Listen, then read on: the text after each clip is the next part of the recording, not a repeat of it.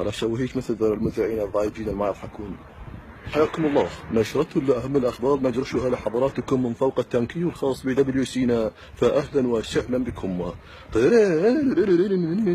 ارتفاع حاد في درجات الحرارة في العراق، الأمر الذي يؤزم العلاقات ما بين الدوش والمواطنين. 50 درجة مئوية، ماكو هيك حر. الباشا ما انصمتت بيتنا، بحيث هسه المواطن عندنا مشتي وجاهز بس تحميه وتاكله. البقى كنا بحيث ماكو هيك بق. البقايه من تجي تاكلني عبالك كلب، والله هذا يعظني مو بقايه. البقى هسه فاتح باب فيه مفتوح بوجه المواطن، ينزل بكيفه، ينزل يسحب دم بالفراوله، دم بالنعناع، دم بالبقدونس، اي شيء مثله. طلع هذا الحار طلع عنا كل الزواحف والافاعي والحيايه كلهم طلع عنا، بحيث افوت غرفه الخطار القى 4 حيايه قاعدات، ولا تجي على رجل على السبلت ويتفرج على MBC.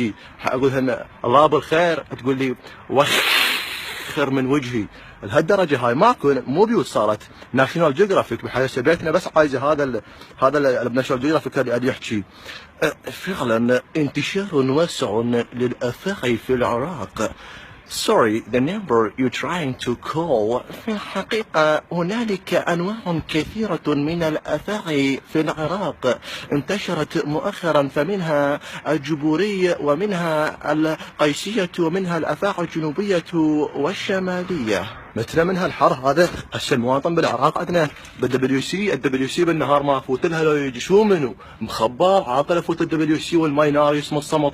اذا اروح اذا انحصر افوت الدبليو سي هسه، وبعدين شو يصير بالشو اسمه المنطقه الخضراء مالتي تنشوشو، والله ما افوت. لو لو هنا توصل، عايز المواطن انا نصيحه منا، لو توصل هنا من تنحصر ما لليل احفظها كمسوده، وبالليل اللي بالك تفوت شو اسمه مالتك المنطقه الخضراء مالتك من الغسيل يصير شاورما وبكيفك بعد اذا انت تخاف عليها. او احنا هسه بالعراق صرنا هاي عندنا هاي الطريقه بالبريج، قلنا نخلي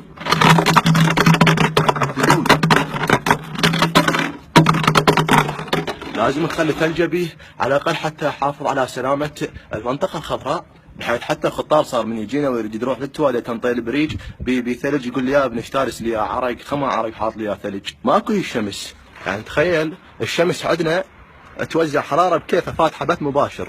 بس بالعراق الشمس فاتحه بث مباشر، وبكل الدول ماكو، بس بالعراق عندنا فاتحه بث مباشر وتشوف فانزاتها. اوضاع امنيه ودوشيه وطشتيه صعبه، ومواطن يرفض اخذ الشاور في زمن الماء الفاير. نعم عزيزي المواطن، فهذه هي دقات شهر تموز الناقصه في العراق. كان معكم من بغداد مختار طالب لقناه لا وجود لها اصلا.